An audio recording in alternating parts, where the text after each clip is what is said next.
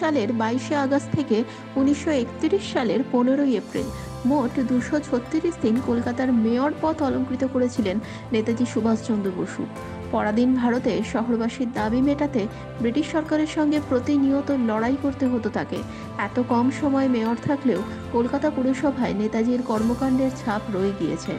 নেতাজির 127তম জন্মবার্ষিকীতে প্রাক্তন মেয়র সুভাষচন্দ্র বসুকে শ্রদ্ধা জানালেন কলকাতা পুরসভার বর্তমান মেয়র ফিরহাদ হাকিম।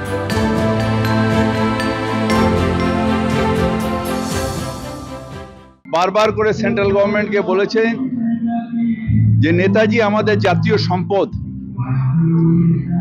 নেতাজি আমাদের জাতীয় ঐক্যের প্রতীক, নেতাজি ধর্মনিরপেক্ষতার প্রতীক,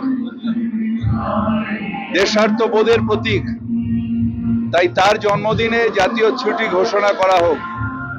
কিন্তু দুঃখ যে যারা ধর্ম অন্ধতার পথে দেশকে ঠেলে দিচ্ছে তারা নেতাজির মাহাত্ম্য বুঝতে পারছেন না। আমি বাংলার উন্নয়নকে বন্ধ করে ডিএ দেব তা নয়। আর ডিএ যারা চাইছেন তারা এখন শুভেন্দু অধিকারী হয়েছেন, তারা সিপিএম ছিল, আগে বাম ছিল, এখন রাম।